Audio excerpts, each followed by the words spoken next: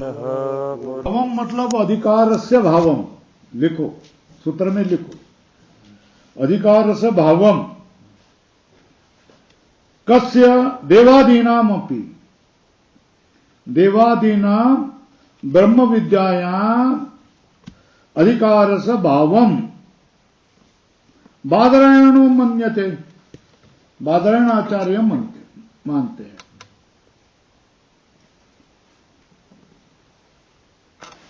यद्यपि मध्वादि विद्यासु देवता अधि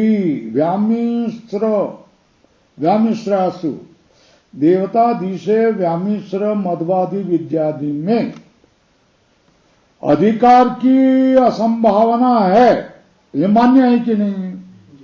मध्वादि विद्या में देवतादि का अधिकार नहीं है, क्योंकि उनके आदित्यादि देवता कौन मानेंगे? आदित्य के आदित्यादि देवता और कौन मानेंगे? इसलिए उनका अधिकार नहीं है।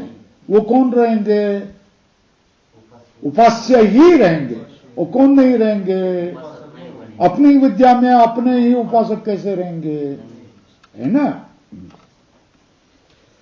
तो वो मानते हैं, तथापि अस्ति ही शुद्धायाम ब्रह्म विद्यायाम संभव।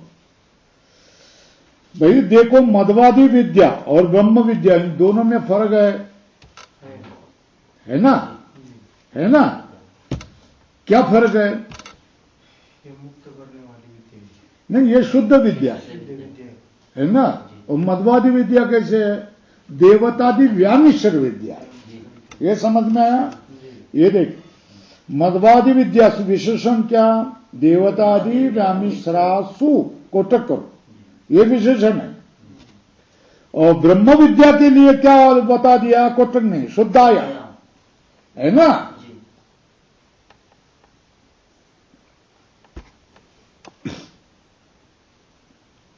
तो देवतादि का कहां अधिकार है और कहां अधिकार नहीं है, बोलो।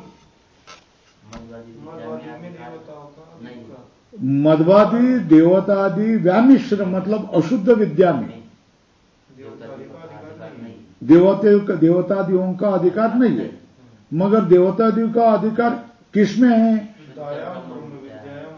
रवास्ति, ये निर्णय है ना।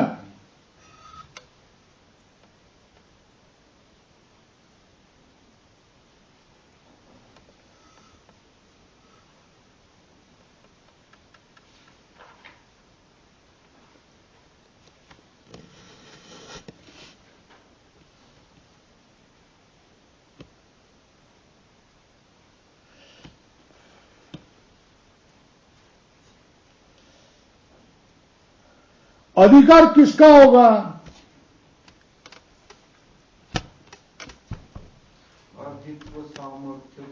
जिसमें अर्थित्व होगा और सामर्थ्य होगा। अर्थी मतलब मुझे ये चाहिए, ये अर्थित्व है। और सामर्थ्य वो प्राप्त करने की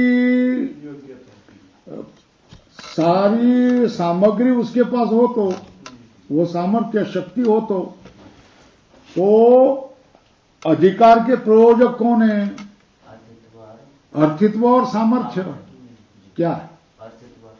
अर्थित्व और सामर्थ्य, यह अधिकार के प्रयोजक। लिखो, अधिकार के प्रयोजक, है ना? अब अनधिकार, ऐसा आप कब देवतादीना अनधिकार कब बोलेंगे? हेतु क्या बोलेंगे? अर्थित्व सामर्थ्य प्रतिषेधात। क्या? देवतादीना अनधिकार कस्मात?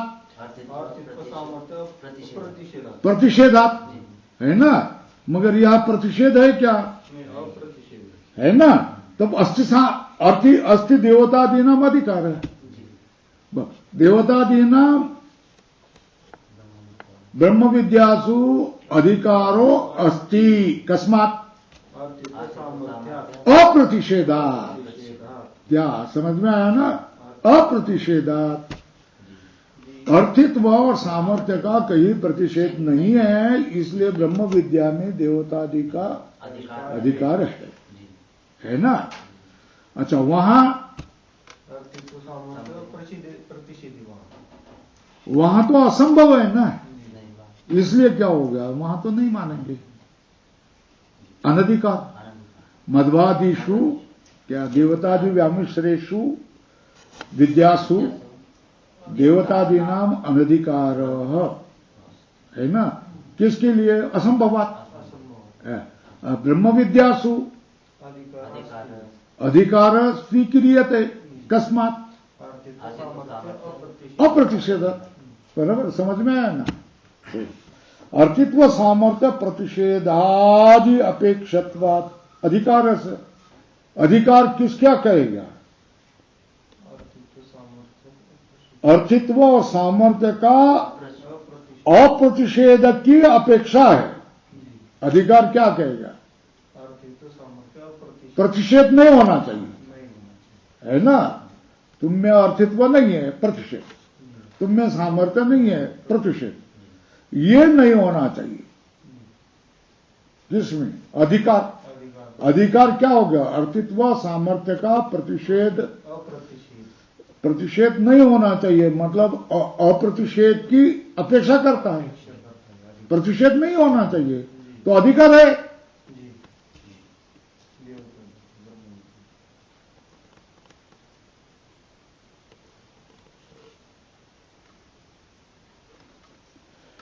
एक बात बताओ, मध्वादि विद्या में अधिकार है कि नहीं है, तो असंभवात ना। तो मध्वादि में देवतादि का अधिकार है क्या, नहीं है, है ना, नहीं है ना। अनधिकार असंभवात सूत्र आया ना, है ना। तो मध्वादि में अधिकार नहीं है, तो ब्रह्म विद्या में भी अधिकार नहीं है, ऐसा कह सकते हैं? हाँ, ऐसा कह सकते क्या? नहीं है, क्योंकि अपनी अपनी विद्या की विशेषता है ना, उसमें अनधिकार है। क्यों, देवता की देवता संभव नहीं है, इसलिए, है ना। मगर ब्रह्म विद्या, शुद्ध ब्रह्म विद्या में देवता का अधिकार क्यों नहीं होगा? अर्थित्व सामर्थ्य का प्रतिषेध नहीं है ना। तो कुछ जगह देवताओं का अधिकार नहीं माना, तो इतर जगह भी देवताओं का अधिकार नहीं है, ये ऐसा कहने में क्या अधिकार है आपको? समझ में आई बात? क्वचित असंभव, क्वचित असंभव मतलब मध्वादिषु, ऊपर लिखो, इति एतावता, इतने मात्र से, स्वल्पनाम यत्र संभव कहा ब्रह्म विद्यायाम तत्रपि अधिकारो न अपोद्येत। क्या, कई जगह अधिकार नहीं है, इसलिए जहां अधिकार है वो अधिकार वो छीन क्यों लेना है, वो तो देना चाहिए ना, है ना। अरे भाई, मनुष्यों में भी है ना, राजसूय होम में किसका अधिकार है? नहीं, मनुष्यों में सब में सबका अधिकार नहीं होता है ना। तो राजस्वीय यज्ञ में किसका अधिकार होगा? और ब्राह्मण आदि का अधिकार नहीं होगा ना। मनुष्यादि में भी ऐसा ही है ना, तो किसी का अधिकार होता है, किसी का अधिकार नहीं होता है। मनुष्य में भी है ना, मनुष्य है तो क्षत्रिय मनुष्य है, उसका राजस्वीय में अधिकार है। तो ब्राह्मण मनुष्य है, उसका भी राजस्व में अधिकार होना चाहिए। यह अनुमान से कह सकते हैं, है ना। वही अधिकार है या कई अनधिकार है, इसलिए सब में अनधिकार है ऐसा नहीं कह सकते। और कहीं अधिकार है इसलिए सब में अधिकार है, यह भी नहीं कह सकते। समझ में क्या? मनुष्याणाम अपि न सर्वेषां ब्रह्मणादीनां सर्वेषु मतलब राजसूयादिषु अधिकार संभव।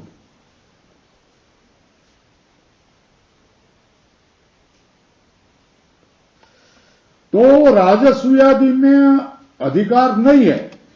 तो एतेन ब्रह्मणस्पतिषु अपि अनधिकारिति वक्तुम न शक्यते, ये लिखना पड़ेगा।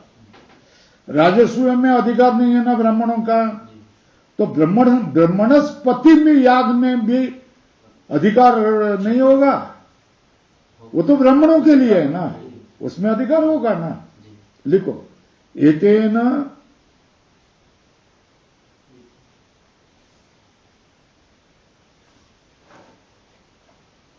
बृहस्पति यागेषु अपि ब्राह्मणानाम् अनधिकार इति वक्तुम न शक्यते।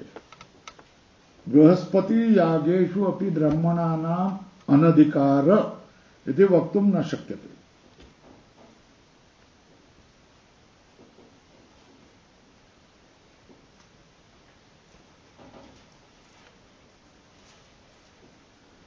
क्षत्रिय मनुष्य है, ब्राह्मण मनुष्य है। राजस्वीय यज्ञ में क्षत्रिय का अधिकार है, ब्राह्मण का नहीं। तो राजस्वीय में ब्राह्मण का अनधिकार है ना। तो फिर बृहस्पति याग भी याग है ना, तो वहां भी ब्राह्मणों का अनधिकार होना चाहिए, ऐसा कह सकते नहीं। वहां तो अधिकार है, ऐसा कह नहीं सकते। राजस्वीय में ब्राह्मणों का अनधिकार है, इसलिए बृहस्पति याग में भी ब्राह्मणों का अनधिकार है, ऐसा नहीं कह सकते। बराबर है। तत्र यो न्याय, यहां जो न्याय है सो अत्रापि भविष्यति, वो यहां भी होगा।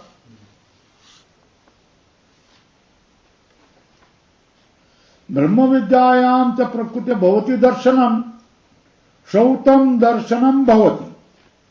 ब्रह्म विद्या में प्रकरण करके श्रौत दर्शन है ना, किसका सूचक? देवादि अधिकार से सूचक। क्या?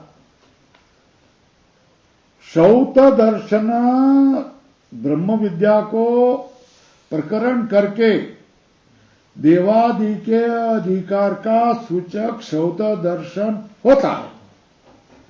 श्रौत दर्शन होता है ना, होता है। कैसा? तद यो देवानां प्रत्यबुध्यते, यह ऋषीणाम तथा मनुष्याणाम है ना। तद यो देवानां प्रत्यबुद्धत स एव तद अभवत तथा ऋषीणाम तथा मनुष्याणाम। बृहदारण्यक में हुआ है ना, है ना। जो देवों में जान लिया वो हो गया। उसी तरह ऋषियों में जिसने जान लिया वो हो गया। उसी तरह मनुष्यों में जिसको जान लिया वो हो गया। इति ते हो चुहु हंततम आत्मानम अन्विच्छाम यम आत्मानम अन्विष्य सर्वाच लोकान आपनोति सर्वाच कामानीति। उन्होंने कह लिया उस आत्मा को हम लोग ढूंढ लेंगे, जिस आत्मा को ढूंढने पर सब लोगों को प्राप्त होते हैं, सब कामनाओं को प्राप्त होते हैं। क्या? तद यो देवानां प्रत्यबुद्धत, जो देवों में जिसने इसको देवों को जान लिया वही क्या हो गया? वो हो गया। स एव तद अभवत, वही वो हो गया। तथा ऋषिणाम, उसी तरह ऋषियों को भी, तथा मनुष्याणाम, उस तरह मनुष्यों में भी वही हो गया।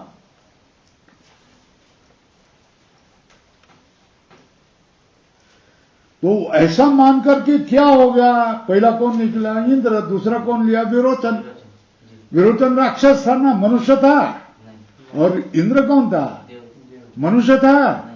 देवों में भी है ना। इंद्रो है हो वह देवानाम अभिप्रव्राज विरोचनो असुराणाम।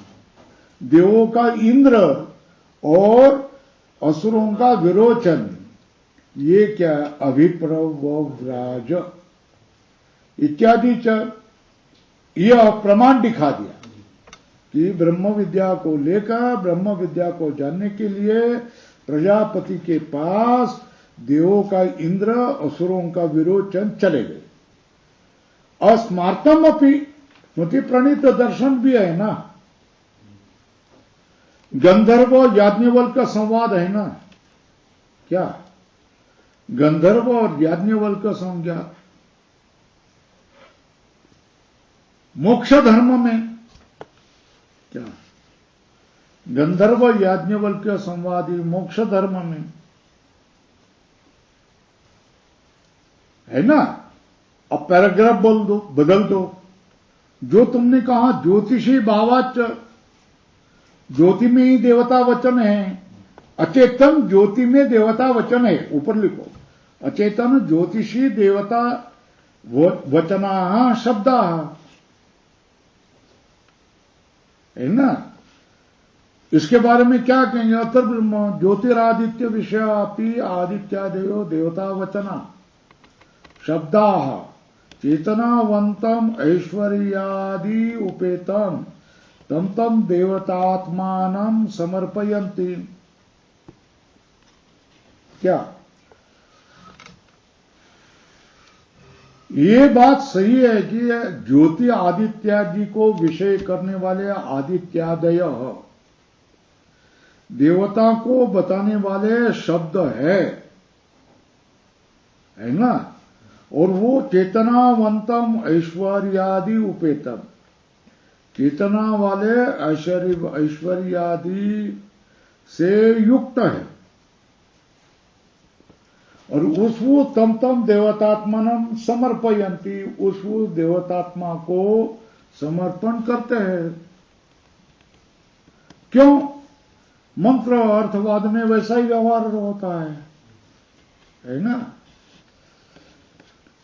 इसके बारे में क्या बोलेंगे, ज्योतिरादि को, ज्योति आदित्यादि को विषय करने वाले देवतावाचक जो शब्द है आदित्यादि, ये चेतनावंतम ऐश्वर्यादि से युक्त उस देवताओं को ही समर्पण होते हैं।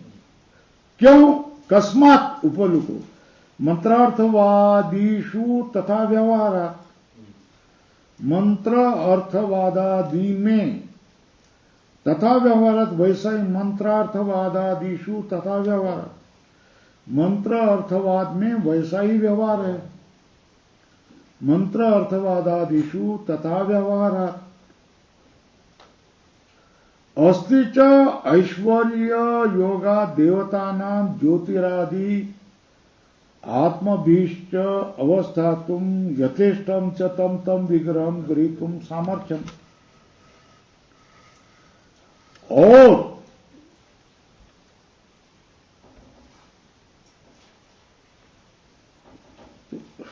ऐश्वर्य देवताओं का ऐश्वर्य योग होने से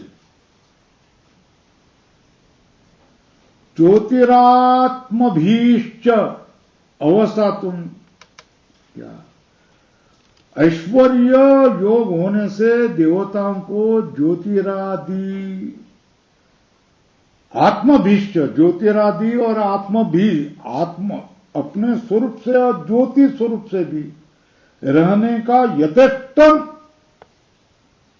उस विग्रह को ग्रहण करने का सामर्थ्य भी है ना।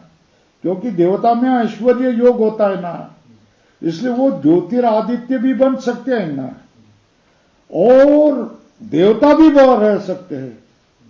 और जैसी इच्छा है ऐसा विग्रह गृहीतुम सामर्थ्य देवतादि में होना ना, होगा ना। वो सुना जाता है ना, सुब्रह्मण्यार्थवादे, सुब्रह्मण्य अर्थवाद में सुना गया है ना, मेधातिथे मेधातिथ मेधातिथ इमे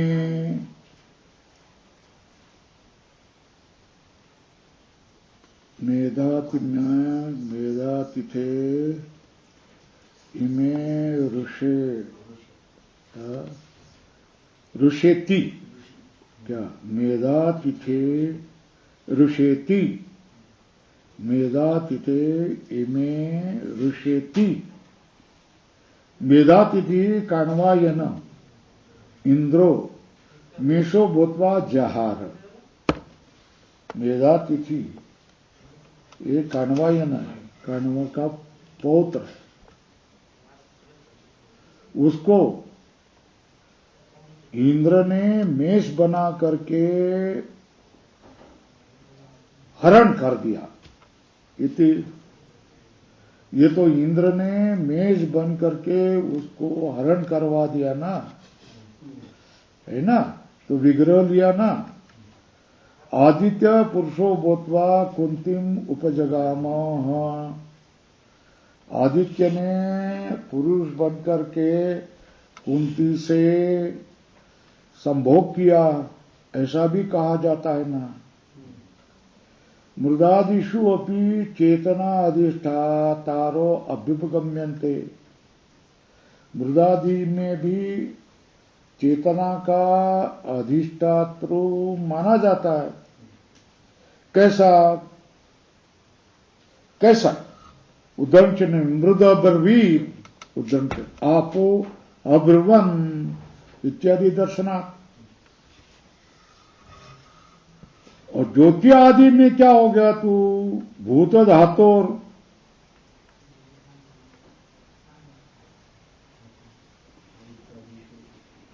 भूत धातोर आदित्यादिषु अपि अचेतनत्वाभ्युपगम्यते। भूतांश होने से ज्योतिरादे तो भूत धातोर आदित्यादिषु अपि अचेतनत्वाभ्युपगम्यते। ज्योतिरादि पंचभौतिक होने के कारण आदित्यादिषु अपि अचेतनत्व माना जाता है। चेतना तो अधिष्ठातारो देवता आत्मनो, है ना। मगर ज्योतिरादि में महाभूतों का अंश होने से आदित्यादि में अचेतनत्व माना जाता है। मगर अधिष्ठातारो उसके आदित्य अचेतन के अधिष्ठाता जो देवता है ना, वो तो चेतना है ना। अब कर्ण है, कर्ण की देवता है कि नहीं, है ना। हस्त की देवता है कि नहीं, पायु की देवता मानी है कि नहीं, उपस्थ की देवता मानी है कि नहीं, पाद की देवता मानी है कि नहीं है, त्वक की देवता मानी है कि नहीं। तो ये अगर अचेतन होने पर भी अधिष्ठात्र देवता तो देवता है ना। तो क्या भूधातो हो, भूत धातुर, भूत का गोला होने के कारण आदित्यादिषु अचेतनत्वम अभ्युपगम्यते। तथापि चेतना तो अधिष्ठातारो देवतात्मनो मंत्रार्थवादीषु व्यवहारात् इति उक्तम। अधिष्ठाता देवता तो क्या हो गया? चेतना होगी ना। क्यों? मंत्र अर्थवाद में व्यवहार है।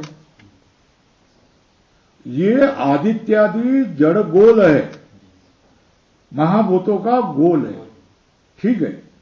फिर भी उसमें क्या हो गया है? देवता अधिष्ठातृ देवता तो चेतन होगी, है ना। चेतना तो अधिष्ठातारो देवतात्मनो। क्यों? मंत्र अर्थवादादिषु व्यवहारात्। मंत्र अर्थवाद में देवता चेतन रूप से व्यवहार किया जाता।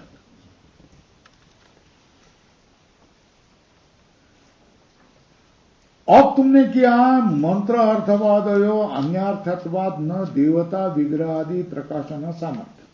ये कहा था ना, मंत्र और अर्थवाद, मंत्र का अन्य अर्थ लिखो। अन्य अर्थ क्या? प्रयोग समवेत अर्थ स्मारकत्व। एक मंत्र का। अर्थवाद का अर्थ क्या है? स्तुति प्रशंसा, प्रशंसा निंदा, ये उनके स्वयं का अर्थ है ना, तो अन्य अर्थ को कैसे प्रकाश कर, प्रमाणत्व कैसा सिद्ध होगा, है ना। मंत्र अर्थवाद का अन्य अर्थ है क्या, प्रयोग समवेत अर्थ स्मारकत्व, एक। दूसरा क्या, निंदात्व और स्तुतित्व, यह अर्थ है अर्थवाद के, है ना। यद्यपि उक्तम मंत्रार्थवादयो अन्यार्थत्वात् न देवता विग्रहादि प्रकाशन सामर्थ्यम इति, है ना। इसके विषय में क्या कहना है, इसके विषय में बोलते अत्र ब्रह्म, यद्यपि उक्तम में पैराग्राफ बदल दो,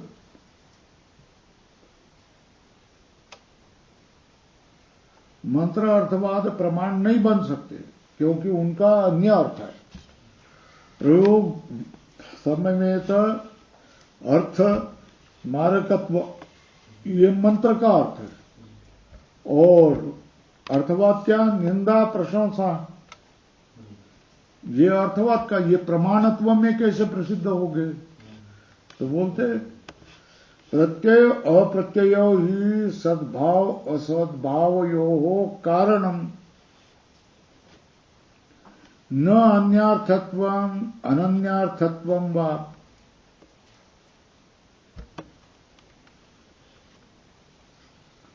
क्या इसके विषय में हम बोलते हैं,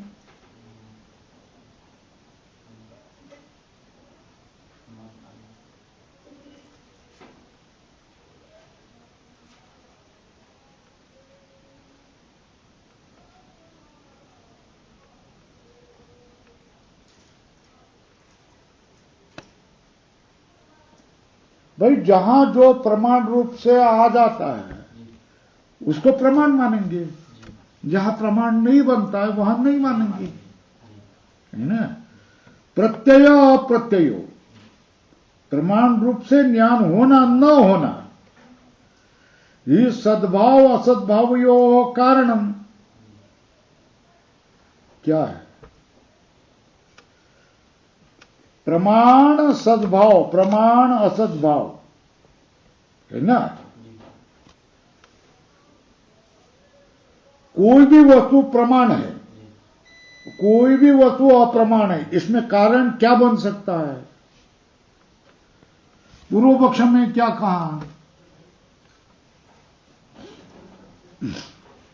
अन्यार्थत्व, तो अन्यार्थत्व कारण नहीं बनता है, तो क्या है, प्रत्यय अप्रत्यय, क्या प्रमाण रूप का अनुभव आ रहा है ना, तो प्रमाण बनेगा। प्रमाण रूप का अनुभव नहीं आ रहा है ना, तो प्रमाण नहीं है, वो अन्यार्थ है, क्या स्वार्थ है, इसका कोई लेना देना नहीं है। इसका प्रमाण रूप से अनुभव आ रहा है ना, वो प्रमाण है, इसका अप्रमाण रूप से अनुभव आ रहा है ना, तो अप्रमाण है। अन्यार्थत्व है कि नहीं, ये देखना नहीं चाहिए। ये देखो अतर्ब्रह्म प्रत्यय अप्रत्यय ही सद्भाव असद्भावयोः कारणम, है ना। ऊपर लिखो प्रमाण सद्भाव असद्भावयोः, ऊपर लिखो सद्भाव के पूर्व प्रमाण सद्भाव असद्भावयोः कारणम किम, बोलो। हाँ, प्रत्यय अप्रत्यय, ज्ञान होना ज्ञान न होना, ये दो ही कारण है। क्या ज्ञान हो रहा है तो ये प्रमाण, ज्ञान नहीं हो रहा है तो अप्रमाण है। ये अन्यार्थ है अनन्यार्थ है, ये कारण नहीं बनता है। तो ये बड़ा है ना, कोई भी वस्तु प्रमाण है या कोई भी वस्तु प्रमाण नहीं है, इसमें कारण कौन बनते हैं, हाँ, और कौन नहीं बनते, हाँ। ये वस्तु अन्यार्थ है, नहीं ये वस्तु अनन्यार्थ है, ये कारण नहीं बनता है प्रमाण और अप्रमाण में। तो कौन कारण बनता है, अनुभव आ रहा है या अनुभव नहीं आ रहा है, यही क्या है, प्रमाण अप्रमाण में कारण बनता है।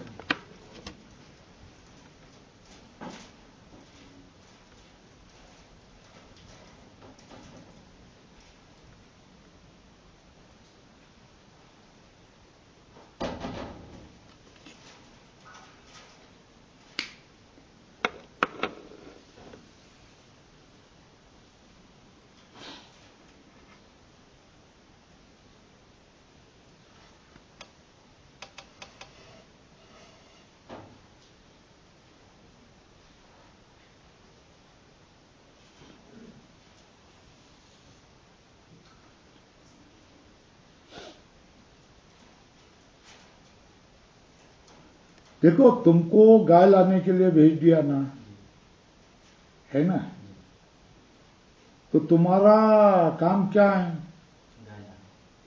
है ना, और बीच में आपको आम के नीचे पके आम गिरे हुए दिखाई दिए, तो वो लोग उसको लाएगा कि नहीं लाएगा, है ना। मगर तुम आम लाने के लिए गए थे क्या? किसके लिए गए थे? तो तू प्रस्थित किसके लिए गया था? वो अन्यार्थ है कि नहीं? अन्यार्थ है ना। तो देखो, नहीं अन्यार्थ है ना, मगर रास्ते में आम गिरे हैं, वो भी देख करके तू लाया कि नहीं लाया? तो अन्य अर्थ के प्रस्थित होने पर भी दूसरे काम करता है कि नहीं? करता है ना। क्या अन्यार्थ के लिए प्रस्थित होने पर भी दूसरे काम करता है कि नहीं करता है? करता है ना। तो उसी लिए अन्यार्थत्व कारण नहीं होगा, उसका अनुभव आ रहा है कि नहीं आ रहा है, प्रमाण रूप से यही कारण होगा। तो देखो क्या कह रहे हैं, तथा ही अन्यार्थम अपि प्रस्थित। अन्यार्थम मतलब गाम आनयार्थम अपि प्रस्थित। पथि पतितम तृण पर्ण आम्र दी अस्ति इति एवं प्रतिपद्यते ना। रास्ते में बहुत पन्ने गिरे हुए, वृक्ष सूखा हुआ है ना, पर्वत को आग लगी है ना, आम गिरे हुए है ना, पहाड़ गिर गया, ये सारा देखता कि नहीं? मगर काम किसके लिए गया था, है ना। तो अन्यार्थत्व ये कारण नहीं है, जो जिसका अनुभव आ रहा है उसका प्रमाण होगा ना। अब तुम पहाड़ गिर गया, तुमने देखा ना, अनुभव आया ना, वो प्रमाण है। आम है, मगर आप उसके लिए गए थे क्या?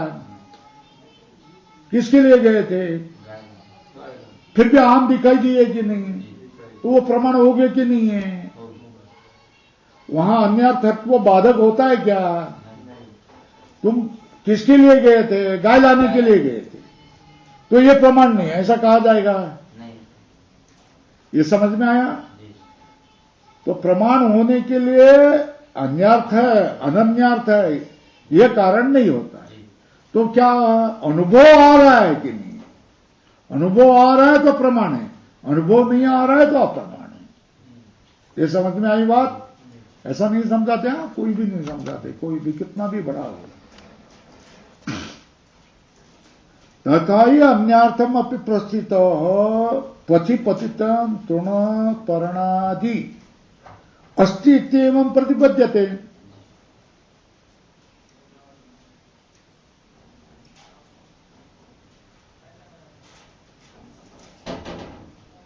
तो अब वाक्य बदलो, पैराग्राफ बदलो। कुछ भी कह रहे विषम उपन्यास, पूर्व पक्ष ने क्या किया, गलत उदाहरण दे रहे, विषम उपन्यास। अरे तृणपर्णादि विषय को अनुभव आता है कि नहीं आता? प्रत्यक्ष है कि नहीं? तो उसके अस्तित्व को मान लेंगे ना, प्रत्यक्ष है ना, तो अस्तित्व को मान लेंगे। ये समझ में आया ना? देवता, आदित्यादि देवता, ऐसा अस्तित्व का कहां भान होता है, बोलो? ये समझ में आया ना? जिसके अस्तित्व का भान होता है उसका अस्तित्व प्रमाण रूप से मानेंगे, जिसका भान नहीं होता है उसका भी मानो। ये तुम्हारा आग्रह क्यों? कुछ समझ में आया क्या? जिसका अस्तित्व के भान हो रहा है उसका तो मानेंगे प्रमाण रूप से, जिसका नहीं होता उसका वो अस्तित्व मानो। ये कैसे? क्या ये दुराग्रह है थोड़ा, पूर्व पक्ष ने कहा। तो कहा विषम उपन्यास, विषम उपन्यास मतलब उदाहरण बराबर नहीं। तत्र ही तृणपर्णादि विषम प्रत्यक्षम प्रवृत्तम अस्ति, है ना।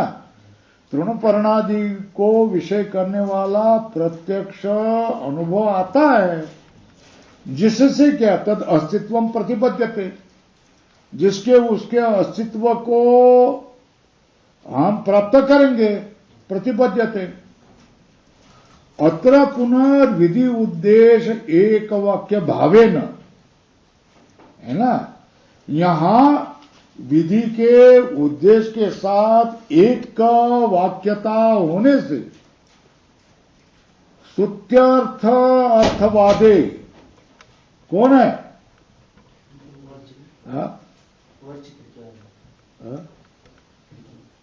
अर्थवाद में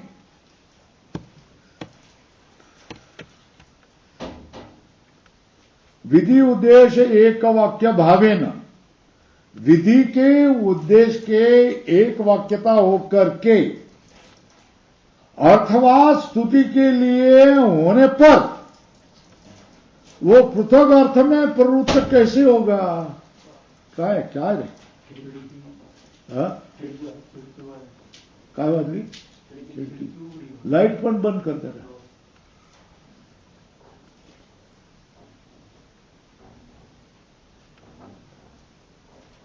इतकी हवा चालली काय? खूप हवा चालली तो हे वाहत आहे बघ, दोरा हालतात.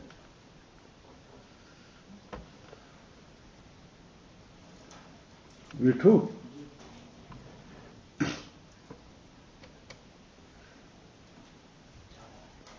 पूर्व पक्ष ने कहा कि गलत उदाहरण दे रहे है ना, क्योंकि तृणपर्णादि विषय प्रत्यक्ष अनुभव आता है, उसके अस्तित्व को हम स्वीकार करेंगे, है ना.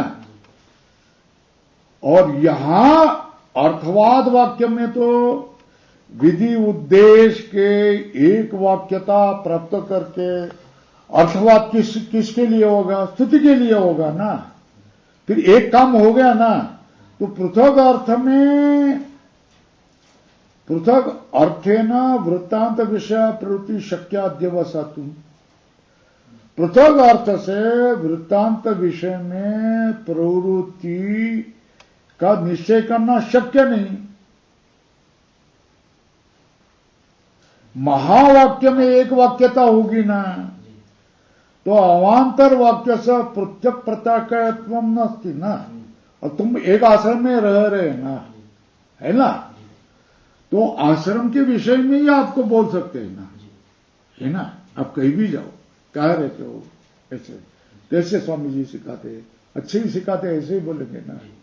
ऐसा नहीं है स्वामी जी कोई ऐसा नहीं है, स्वामी जी कोई ये नहीं, ऐसा बोलेंगे क्या? उल्टा अर्थ बोलेंगे क्या? दोनों की एक वाक्यता है ना. एक आश्रम में रहते तो एक दूसरे के प्रशंसक ही हो गए ना.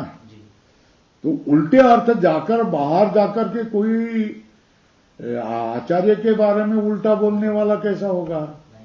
शक्य है क्या? नहीं है. न पार्थक अर्थे न वृत्तांत विषय प्रवृत्ति शक्याद्यवसु, निश्चय करना शक्य नहीं. विधि उद्देश्य नहीं महावाक्य अर्थ प्रत्यय के, महावाक्य का अर्थ को भान करवाने वाला अवांतर वाक्य पृथक प्रत्यय कैसा होगा? न सुराम पीबे, तीन शब्द है ना, है ना. क्या? न सुराम पीबे इति नैवती वाक्य, नई मतलब न, नैवती वाक्य पदत्रय संबंधात, क्या उसका आया अनुभव? क्या हो गया? न सुराम पीबेत, सुरापान सा प्रतिषेध आ गया ना. अर्थ क्या हो गया? है ना. तो सुराम पीबेत ये अर्थ आएगा, है ना. तो तीन शब्द मिलकर के एक अर्थ का अनुभव आया ना, कि सुरापान से निषेध अयम करोति माम प्रति, मेरे लिए सुरापान का निषेध कर रहा है, यह अनुभव आया ना. तो सुराम पीबेत बोलेगा क्या? यह अर्थ आ जाएगा क्या? सुरापान करो यह अर्थ आ जाएगा क्या? तीन शब्द को मिलकर के सुरापान का निषेध आया ना।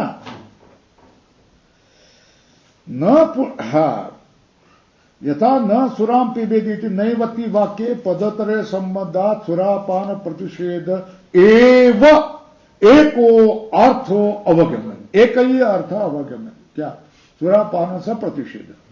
तो फिर क्या स्वल्पेरम न पुनः सुराम पिबेत, उदाहरण चिन्ह में लिखो, इति पदद्वय संबंधात सुरापान विधिरपि,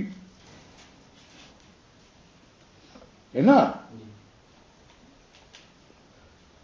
एक वाक्य में कितने शब्द का प्रयोग किया है, कौन से है ना। तो इसका अनुभव सुनने वाले को क्या किया, क्या आ गया,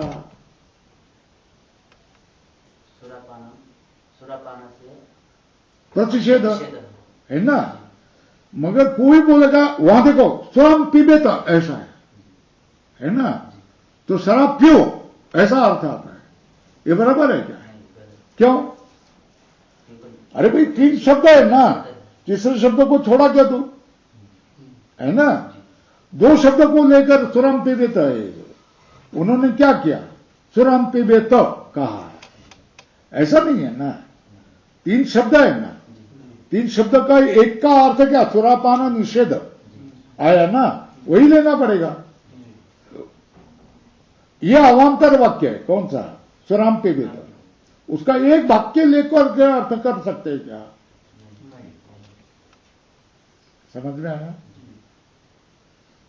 थोडी सेवा करशील का, सोडून जरा भेटेने शिकायचं, मध्ये खूप काम झालंय। न पुनः सुराम पिबेत इति पदद्वय संबंधात सुरापान विधिरपि, क्या न पुनः सुराम पिबेत, सुरा पिबेत पदद्वय संबंध से सुरापान विधि होगा। यहां सुरापान का प्रतिषेध है या सुरापान का विधि है, मगर कोई कहेगा सुराम पिबेत विधि है, ये बनेगा क्या, नहीं बनेगा, है ना। अत्र उच्यते, तो ये कहेगा नहीं, तेरा ही विषम उपन्यास, पैराग्राफ बदल दो।